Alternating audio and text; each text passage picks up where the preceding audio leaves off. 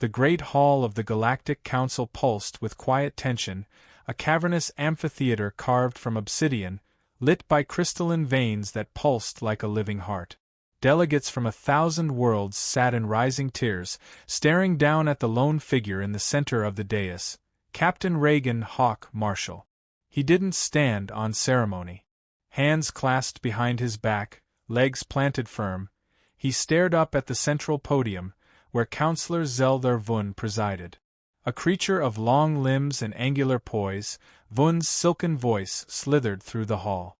"Let the record show," he began, "that the Terran faction known as the United States has repeatedly violated Galactic Ordinance 417 by deploying unauthorized military units to Sovereign Council regions.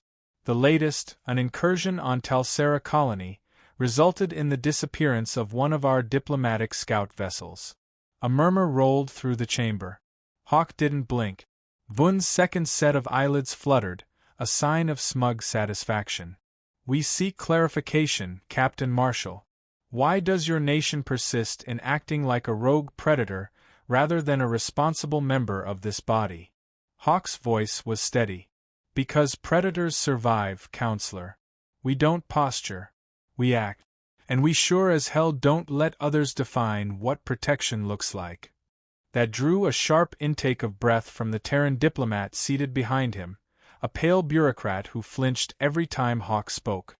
The other species watched with wary curiosity. Earth's delegates usually folded fast. This one didn't even sweat. Vun's tone tightened. "Is that a confession to aggression?" "No," Hawk stepped forward. "It's a statement of fact. That scout ship? It wasn't diplomatic. It was armed, cloaked, and broadcasting jamming frequencies over an American mining outpost. That's not diplomacy. That's espionage." The chamber stirred again. Vun's eyes darkened. "Do you have evidence?" "Working on it," Hawk said. "You'll see it soon. But for now, I came here to deliver one message: you're poking the wrong bear." The council chair, an amphibious elder from Threx 4, croaked a warning. "Captain Marshall, we expect diplomacy in this chamber." Hawk turned slowly toward her. "And I expect honesty." Behind his calm, something smoldered. 2 weeks ago, that mining colony had gone dark. No distress calls. No sign of the 300 workers stationed there. The last transmission was scrambled. Just a single word repeated 3 times: "Incoming." He didn't wait for clearance. He took a stealth corvette from Titan Station and dropped into the atmosphere 12 hours later. There was nothing left. Not a single body. Just slagged metal, radiation signatures matching Council pulse weaponry, and a charred flagpole still standing, the stars and stripes fluttering in windless silence. No warning. No survivors. He knew who did it. And now he stood here, accused. Vun leaned forward. "Earth will submit to a neutral inspection of all military bases. Effective immediately. Denial will be interpreted as hostile resistance and addressed appropriately." Hawk stared at him, eyes cold and flat. "Let me rephrase. You're demanding American soil be occupied by off-worlders. That about right?" Vun smiled with his mouth, not his eyes. "If Earth wishes to remain a member of the Galactic Council, it must demonstrate cooperation." "And if we don't?" Hawk asked. The alien's tone dipped into mock concern. "Then regrettably, we will be forced to protect the stability of the galaxy." A subtle threat. Too subtle for some. Not for Hawk. He gave a single nod and turned without another word, striding up the silent corridor that split the delegates. They watched him leave, unsure whether they'd just witnessed a man surrender or declare war. Back aboard the Valor's Edge, his command ship in orbit over Aegis Prime, Hawk removed his dress jacket and tossed it over the chair. "Get me Lawson," he said, eyes on the viewscreen as the blue and gold world spun below. President Mia Lawson appeared a moment later, her features sharp, hair clipped military short, voice low and steady. "What's the temperature down there?"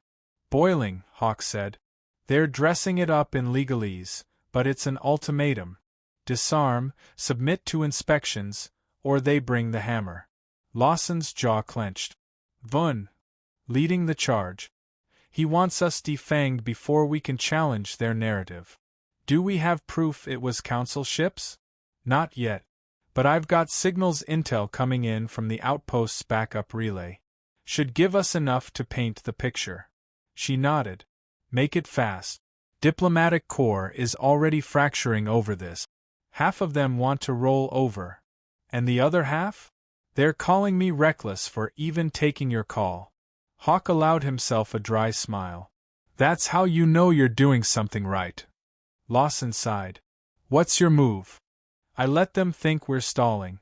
Meanwhile, I'm prepping Ghost Protocol. Her eyes widened. That's a line we can't uncross. We crossed it the minute our people got glassed and no one batted an eye. She stared a long moment. Do it. Quietly. The screen cut. Hawk turned to his XO, a lean woman named Ramirez. Activate our silent network. I want all ghost units on standby. Tell them the council just declared open season. Ramirez didn't ask questions. She just moved. Outside, stars wheeled past the viewport like ancient watchers. And far beyond them, a trap was already being set. In a dark chamber beneath the council's inner sanctum, Vun stood alone before a tactical map. Dozens of red dots pulsed across it, American outposts, colonies, defense nodes. He tapped one on the edge of known space. Colorado Prime, he murmured. A soft chime confirmed the order. The fleet was already en route. Vun's mandibles clicked. Let's see how the apex animals respond when the forest is on fire.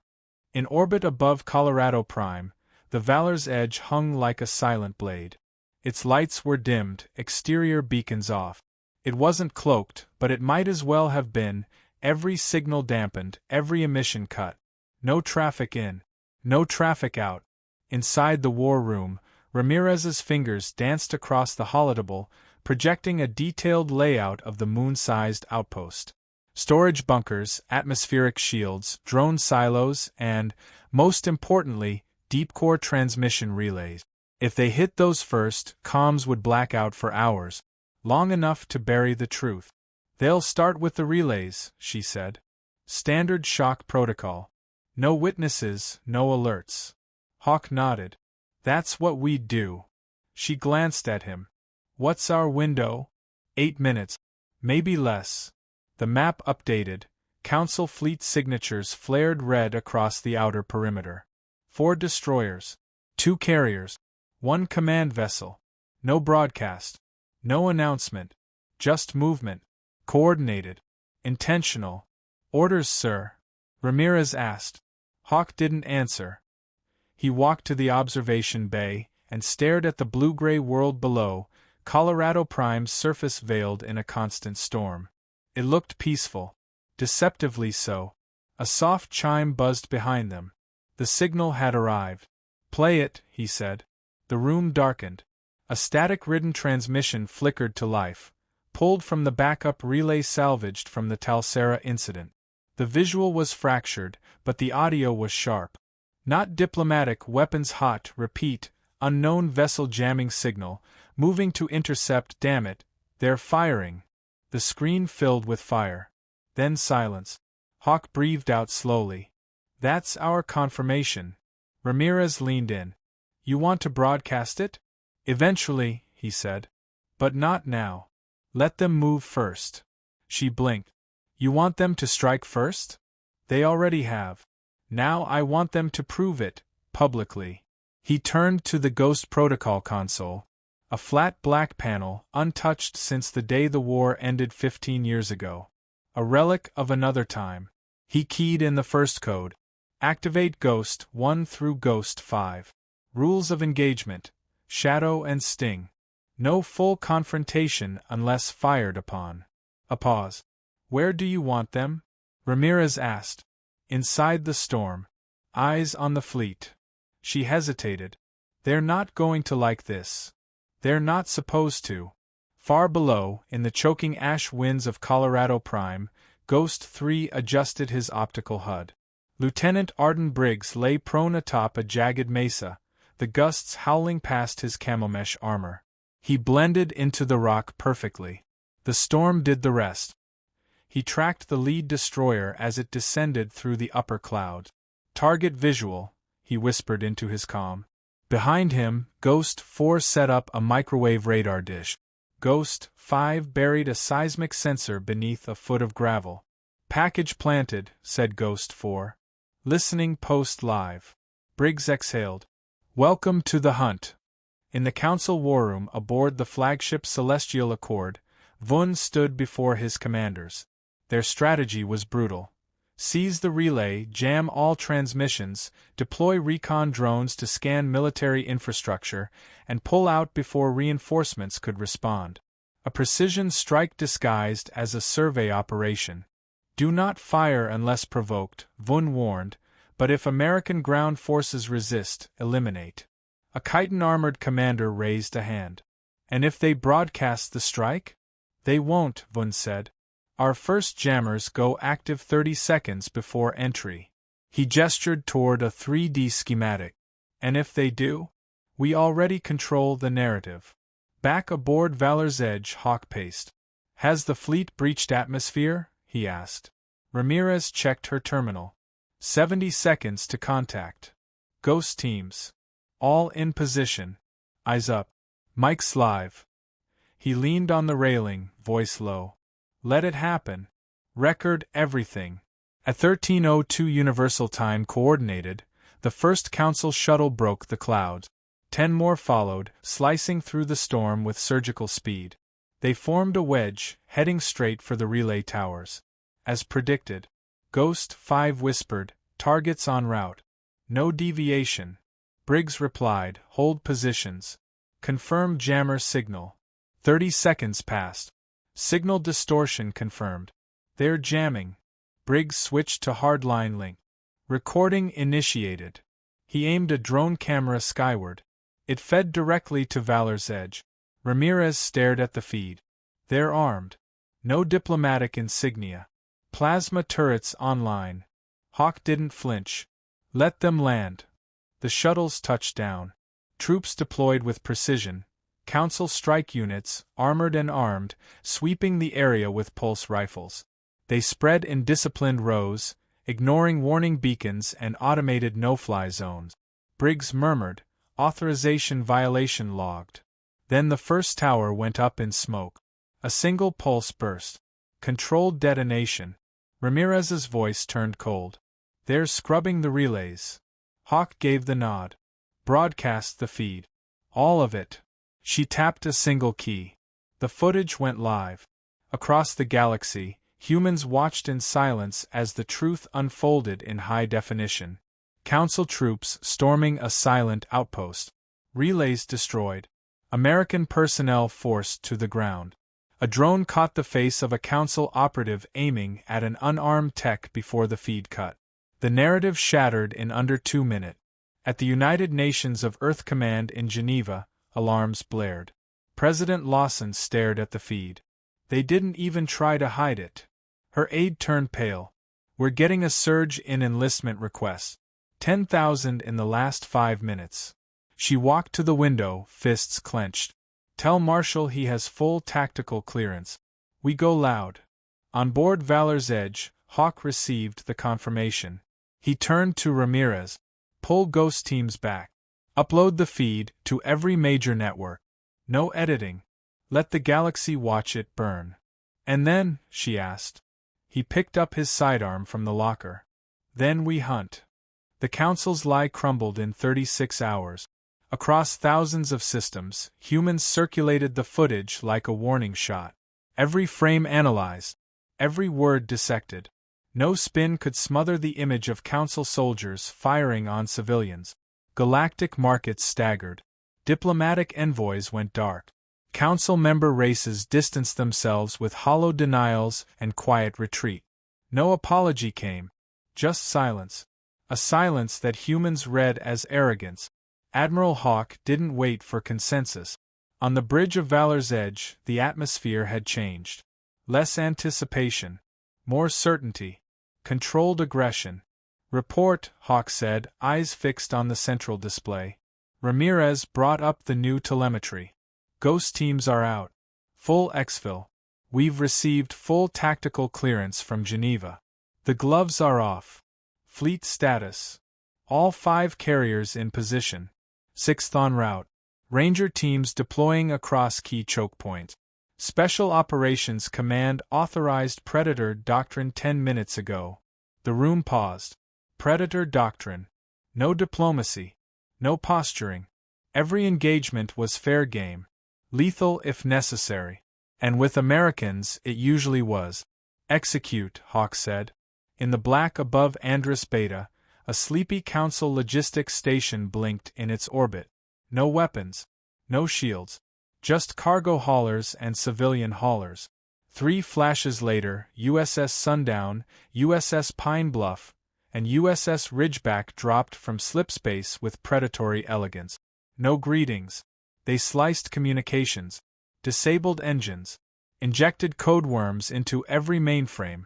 Within 7 minutes, the station's databanks belonged to Earth. The Americans left just as fast. Not a shot fired. Predator Doctrine wasn't about bloodlust. It was about showing the predator never stalks out of need. It chooses. It decides. And once chosen, there's no unchoosing. In the council hall on Trilaxis Prime, panic brewed behind velvet mask. Ambassador Vun paced his private chamber, talons twitching. They're escalating. Systemically. Cold precision. His adjutant, Calyx, tapped into the central grid. They're disrupting 27 strategic sites. Not destroying, disabling. Extraction teams, digital infiltration, and PSYOP. They're dismantling infrastructure. Vun bared his fangs. This was supposed to break their unity. Calyx paused. Instead, they hardened. The word lingered. They're not fighting for survival anymore, he added. They're hunting us. Back in deep orbit over Terran space, Valor's Edge initiated Phase 2. Ramirez stood beside Hawk, projecting new target. They know we're not going to strike capitals yet, she said. That's the only reason they haven't sued for peace. They think we're going to wait. We won't wait long, Hawk replied. But we will wait long enough. For what? For fear to ferment. He turned, signaling the comms officer. Patch me through to the field teams. A second later, 4 operatives responded in sync. Different planets, different climates, same tone. Go dark, Hawk ordered. Plant seeds. You're not soldiers anymore. You're reminders. They acknowledged and disappeared from the channel.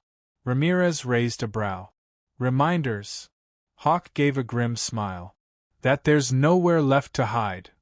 On the Council mining colony of Exertul, the Overseer woke up to find the main reactor fused with carbon foam. No alarm. No intrusion logs. Just a single message painted on the inner core panel. Predators don't knock. By the 4th day, 59 Council systems had experienced precision disruptions. No civilian casualties. No chaos. Just clinical dismantling. Entire sectors went offline. Council transport slowed. Communications frayed. No Earth fleet ever lingered. They struck and vanished. The message was clear. America could reach anyone, anywhere, at any time. On Earth, President Lawson addressed the world from a bare chamber. No fanfare. Just the truth. We did not choose war. But if it has come, we will not half-measure our response. We will not beg peace. We will not fear isolation. We will fight in ways they don't understand, with speed, with calculation, with truth. The address spread fast. Faster than the Council's disinformation could chase it. Human colonies rallied. Veterans rejoined the service. Corporations converted factories into drone production plants overnight. Earth wasn't at war. It was at work. Back in Council space, Vun convened with the Inner Circle. 7 species, each clawing for control. The humans are fragmenting our reach. They've taken 10 times more without firing 1/10 the shots. A slim, silver being with sapphire eyes hissed, "They won't strike our homeworlds. They still believe in rules." "No," Vun snapped. "They believe in selection. Right now, we're not worth the energy. But if they decide we are..." He let the implication hang. The silence that followed felt heavier than threat. In the high atmosphere of Saritha, Ghost 2 infiltrated a defense satellite. He wasn't here to destroy it. He was there to leave a door open. At 0600 UTC on the seventh day, Valor's Edge received a short-range hail from the Celestial Accord. Encrypted. Not Council standard. Ramirez studied the encryption. Human pattern. Modified. Spliced with Council syntax. Play it, Hawk said. A voice came through, low, rattled, synthetic. You made your point. What do you want? Hawk didn't smile. He leaned forward. We haven't started making our point. That was just foreplay. He cut the channel. Ramirez looked at him, startled. You want to prolong this? I want them to understand what happens when you forget your prey has claws. You don't just lose. You disappear. She looked at the updated feed. Council systems going dark. Resource shortages. Border patrols thinning. False reports of unidentified Terran vessels in places no one believed Americans had ever mapped. This isn't war, she whispered. No, Hawk agreed. It's predation. At precisely 0200 Terran Standard Time, Operation Sundering Fang initiated across 4 Council core world. There were no orbital bombardments. No warnings. Just lights going out everywhere. Entire cities fell silent as power grids crashed. Spaceports stalled mid-dock. Planetary defense systems rebooted into diagnostic loops they couldn't escape. The first whispers of panic leaked into comms. Military high command scrambled, trying to trace the breach. But there were no hackers. No troops. Just code planted a week ago, by hands they never saw, in places they never thought vulnerable. America had simply let the infection bloom. Target responses? Admiral Hawk asked, arms folded behind his back, eyes on the shifting constellation of red markers fading to gray. Minimal, Ramirez said. They're overwhelmed. No fleet formations. No command cohesion. We didn't break them, we unstitched them. Hawk didn't nod. He was already thinking ahead. Push forward Operation Scythe. Skip to Phase 4. Ramirez hesitated. We bypass Phase 3? They think we're bound to escalations. I want to move faster than logic. A brief pause. Then Ramirez smiled. Apex response. Hawk didn't return the smile. Exactly. Elsewhere, deep in the forests of Virex 9, Sergeant Camille Doss led a 3-person team through terrain saturated with surveillance drones. None of the drones fired. Every one of them was already feeding data back to Earth. Camille reached the target, a subterranean missile guidance relay tucked beneath a hydroelectric dam. It took 5 minutes to rewire. 2 to broadcast the override. Back at Council HQ, the system flagged a minor glitch in atmospheric readings. No one checked.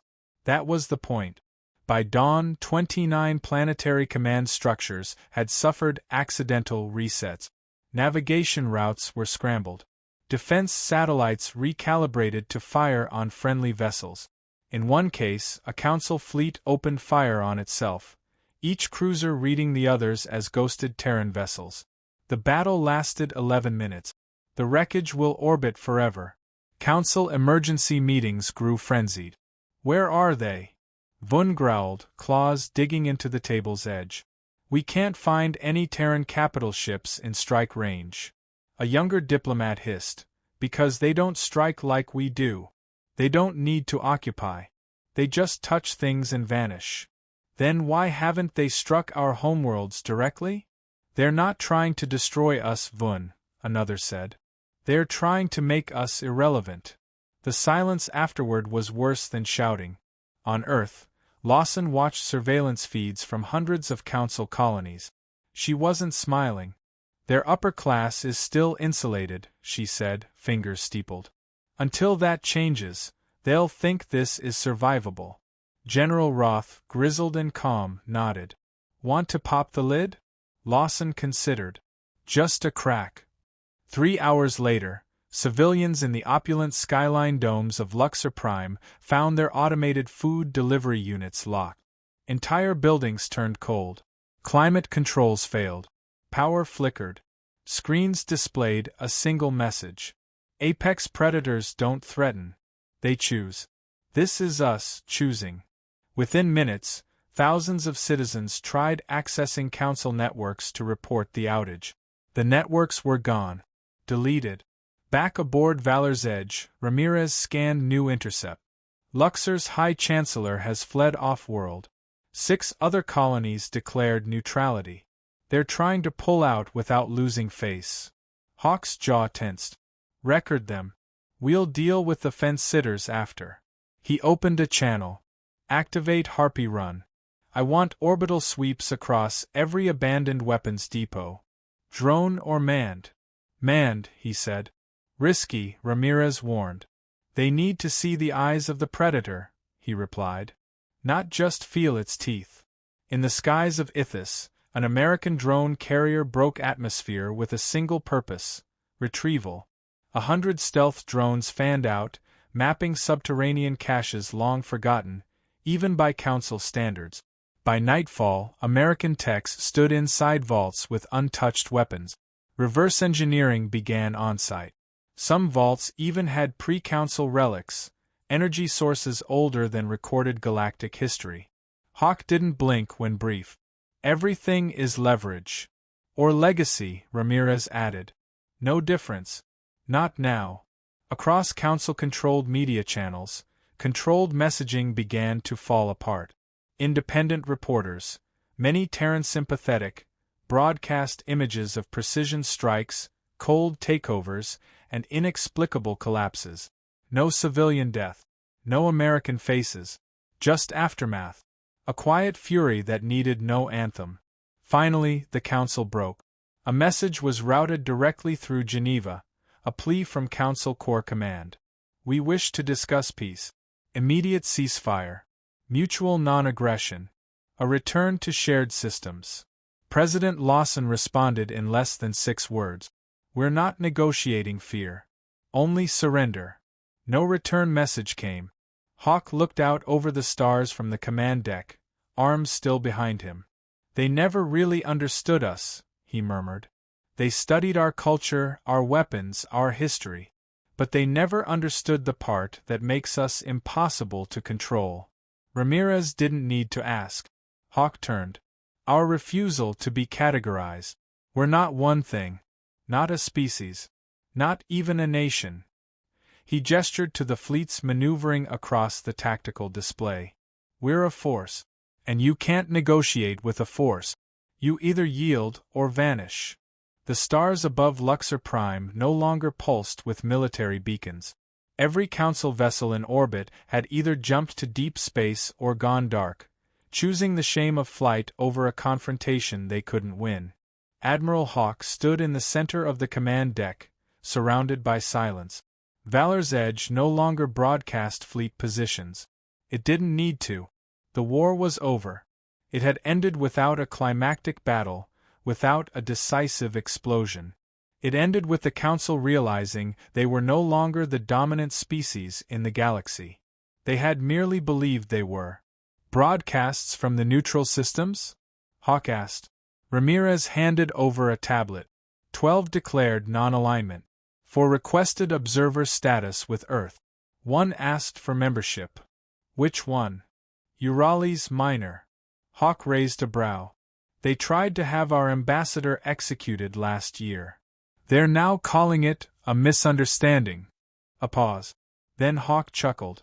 In Geneva, President Lawson addressed Earth and its colonies. We never sought to conquer. We sought to correct, she said, voice level, gaze steady. And correction has been delivered. Not through invasion, not through fire, but through example. The feed cut to a series of images. Deactivated council weapons, open trade lines rerouted to Earth, civilians cheering when Terran relief ships arrived. We will not rule this galaxy, she continued. But we will shape it. And from this moment on, humanity will not ask for a seat at the table. We are the table. Applause followed. It wasn't celebration. It was affirmation. Sergeant Camille Doss sat on a broken column on Virex 9, helmet off, sipping water from a battered canteen.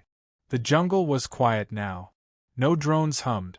No predators circled. Even the wind moved carefully. Her lieutenant, a young guy from Detroit, approached with a datapad. "Command wants you back on Valor's Edge. You're being rotated out." She wiped sweat from her brow. "Just when I was getting used to this place. You took down a planetary relay with a knife and duct tape." Camille grinned. "That's the American way." He laughed. "No. That's your way." In a sealed chamber far below Council headquarters, Vun sat hunched, alone. No guards. No aides. No light. He had refused exile. Chosen to stay. To watch the slow collapse of a system built on assumption. For centuries, they had believed that order would always favor the strong, the old, the ones who claimed authority by duration. Then humans came, not asking to belong, not demanding respect. They simply acted. And the galaxy moved. 3 days after the ceasefire, Earth's diplomatic envoy arrived at the former council chamber. No pomp. No guards. Just 3 figures in plain clothes. The chamber was empty, dust already settling. One of them, Ambassador Sheena Cortez, set a single tablet on the central table. It displayed a new charter.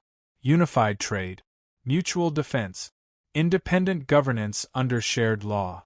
No empire. No council. A network. And in bold at the top, predation ends. Cooperation begins. She left without speaking a word. Elsewhere, in an outpost on the rim, a Greyland mercenary captain stared at the footage looping on his monitor. Human soldiers walking side by side with former council operatives, rebuilding power grids. Engineers from Earth installing water filtration systems in places untouched since the annexation wars. He turned to his second-in-command, a reptilian with golden scales. "They didn't break the galaxy," he muttered. "They just rewrote the instructions." The other hissed thoughtfully. "Maybe that's worse." The captain looked back at the screen. "Or maybe it's better."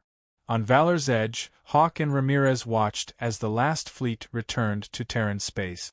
"No medals?" Ramirez asked. Hawk shook his head. "None needed. No parades either. This wasn't a victory. This was a reminder." Ramirez leaned against the console. "They'll try again someday. Some new empire. Some loud voice." "They always do," Hawk said. "And us." He smiled faintly. "We'll be there. Not to dominate. Just to remind them." Ramirez nodded slowly. "Apex predators." Hawk glanced at him. "No," he corrected. "Something more." A week later, President Lawson stood beneath a quiet sky at Arlington Memorial, a single wreath in hand. No speechwriters. No cameras.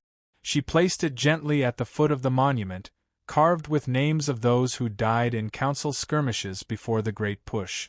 She stood in silence for a long time. Then spoke, voice barely above a whisper. "They called us dangerous. And we were." She paused. "But never to the innocent." Then she turned and walked away. Across the stars, stories spread. Not of destruction, but of a people who struck like ghosts, reasoned like diplomats, and left behind functioning infrastructure, medical aid, and educational materials, in multiple species languages. The galaxy didn't fear Earth. It respected it, because humans didn't come with flags or thrones. They came with tools, minds, and the patience of hunters. And when the old powers asked what humanity wanted in return, the answer was always the same. "We're already home. We just came to fix the neighborhood."